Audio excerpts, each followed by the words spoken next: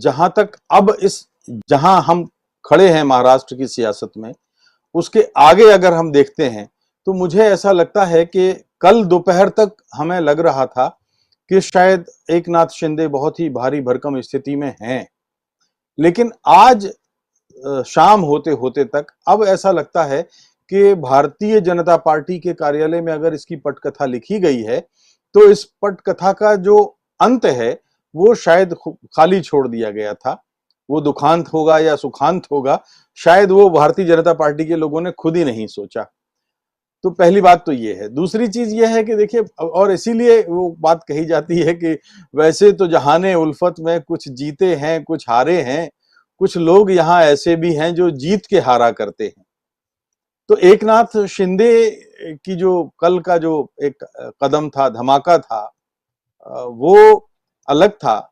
आज जो स्थितियां आई हैं पिछले 24 घंटे की, क्योंकि मैं भी लगातार कुछ महाराष्ट्र के मित्रों के संपर्क में हूं, कुछ विधायकों के संपर्क में हूं और तीनों ही दलों के कुछ सांसद और उनके और परिवारों के संपर्क में हूं। तो आज जैसे कि अभी बात आई है कि 37 लोग उनके संपर्क में हैं। 37 लोग अगर होते हैं तो भी कोई बहुत, जैसे कि प्रशांत जी ने उसका पेंच बताई दिया है, और जब वो लौट के आएंगे, क्योंकि ये भी बिल्कुल सच है कि फ्लोर के अलावा कहीं और कोई फैसला हो नहीं सकता।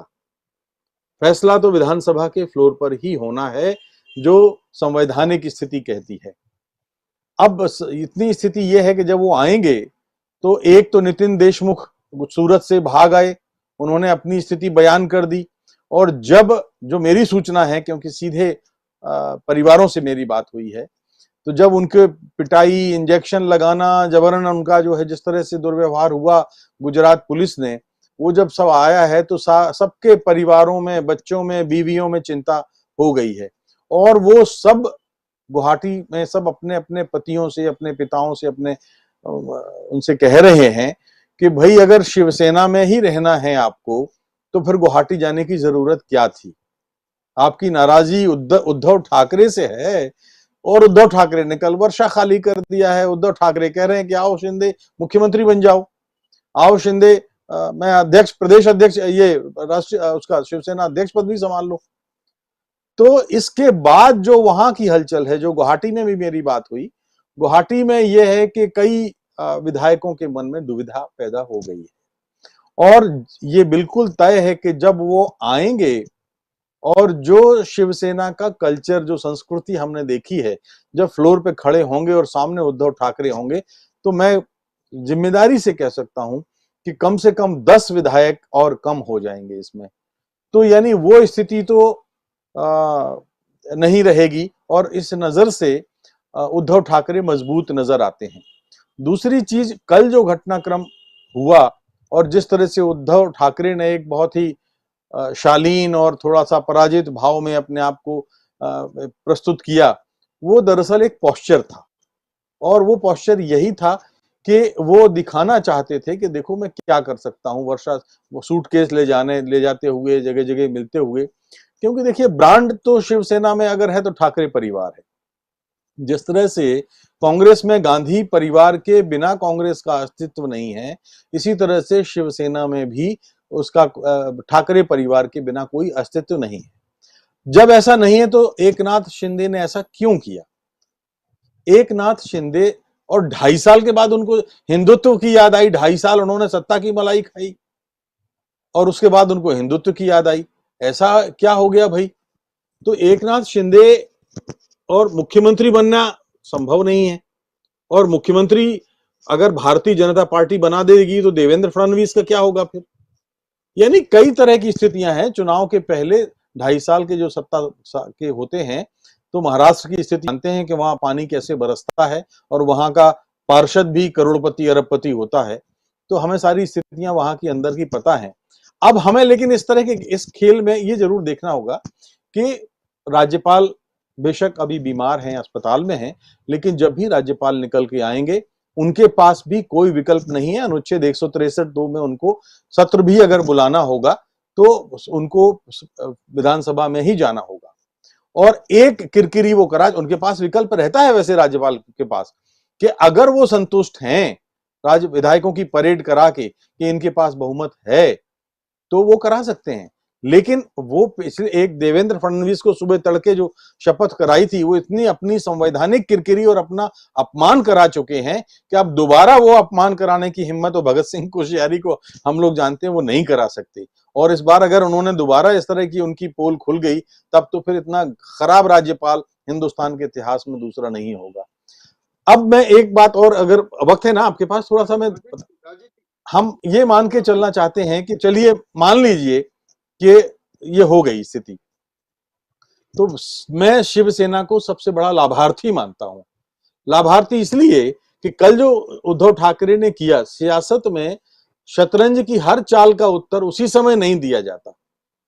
कल की स्थिति ये थी कि पार्टी टूट, जो एकनाथ शिंदे का मकसद था उन्होंने अपना व्हिप कर दिया था, और बीजेपी की चाहत भी यही थी कि शिंदे के साथ एक बड़ा धड़ा चला जाए तो उनकी पार्टी अलग बन जाए, शिवसेना को सीधे डेंट करने का। तो पार्टी विभाजित हो रही थी, दो धड़ों में बट रही थी, टूट से बचाना उनको जरूरी था। तो इसलिए ये पूरा गेम डिफेंसिव होने का, मांगने का, या अध्यक्ष पद छोड़ने का, या सारा डायलॉग करने का, और उद्धव ठाकरे की पत्नी का सारे विधायकों की पत्नियों को फोन करना, ये सारा सब रात को हुआ।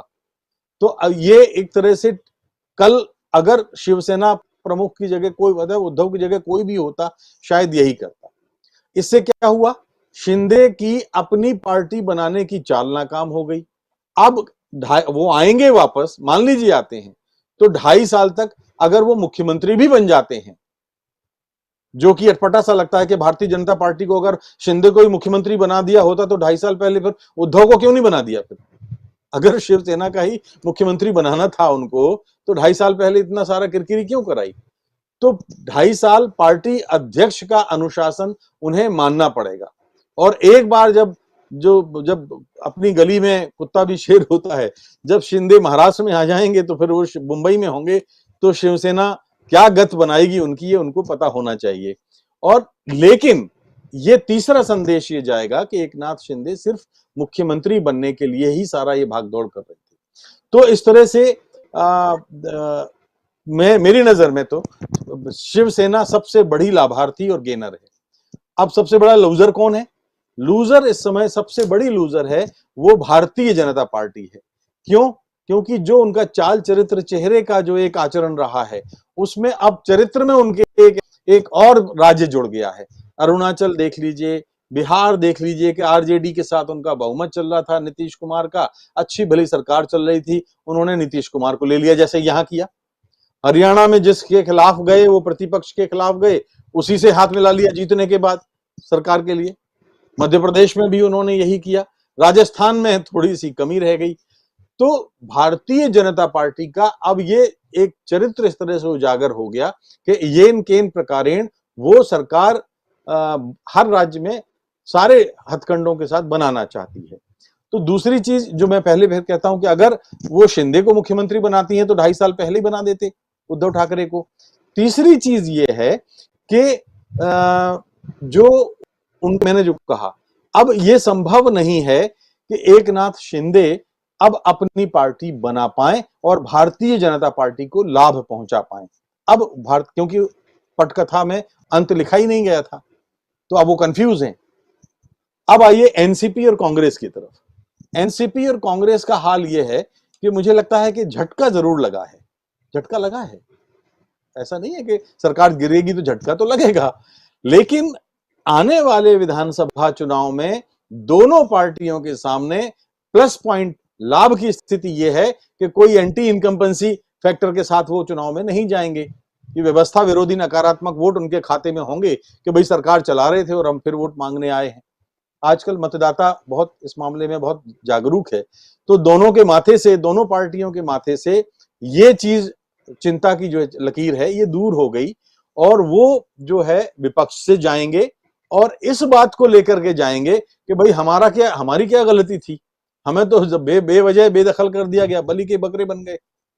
तो वो एक संपैथी वेव जो है वो भी कहीं ना कहीं एनसीपी और कांग्रेस को मिलेगी। अब एक बात और मैं बताता हूं कि शरद पवार वैसे कोशिश कर रहे हैं, शरद पवार वहां महाराष्ट्र में बहुत बड़ी ताकत है, और पहले, लेकिन अब कह रहे हैं कि वो कड़क फैसले लें उद्धव ठाकरे। दोपहर में उनका कोई एक ट्वीट ऐसा चल रहा था, या कहीं उनकी कोई बात मीडिया में देख रहा था कि उन्होंने कहा था कि भाई शिंदे को मुख्यमंत्री बना दो। तो वो किस तरह से इस ट्रेंड अपना बदलते हैं, ये मुझे थोड़ा सा हमेशा उनका अटपटा लगता रहा है, क्योंकि वो हमेशा उनका 40-45 साल की राजनीति आप देखिए तो दो नावों पर पैर रखते रहे हैं। तो मैं, हो भी सकता है कि पर्दे के पीछे वो एक तरफ भारतीय जनता पार्टी के साथ भी खेल कर रहे हो, तो वो कुछ भी कर सकते हैं। तो हो सकता है कि इसमें शरद पवार कामयाब हो जाएं, लेकिन फिलहाल जो स्थिति है राजीव जी, उसमें अभी सबसे बड़ी लाभार्थी शिवसेना है। ठाकरे अपने आप में एक बहुत ही परिष्कृत राजनेता के रूप में उभरेंगे, आप देखिएगा इस एपिसोड के बाद। जो हम समझ रहे हैं कि बाल ठाकरे साहब जो होते थे वो बड़े निरंकुश और अधिनायक होते थे, उस तरह का व्यवहार उद्धव ठाकरे को करना चाहिए। मैं कहता हूं कि उद्धव ठाकरे ने जो गेन किया है, शिवसेना तो उनको मानती ही है, विरोधी भी जो गुवाहाटी में गए वो भी उनको मानते हैं, लेकिन उन्होंने जो गेन किया है वो, क्योंकि बाल ठाकरे आज अगर होते तो अप्रासंगिक होते। आज हम एक खास किस्म की निरंकुशता और तानाशाही के ही तो विरोध में बात करते हैं। तो उन्होंने एनसीपी और कांग्रेस के जाकर एक अपनी उदारवादी जो छवि बनाई है, एक प्रोग्रेसिव लीडर की जो छवि बनाई है, एक संवैधानिक ढांचे को मानने वाले नेता की जो छवि बनाई है, और धर्मनिरपेक्षता को पालन करने की जो छवि बनाई है, वो उनके खाते में आगे जाकर के पे करेगा। जी राजीव। बिल्कुल, विलास जी कुछ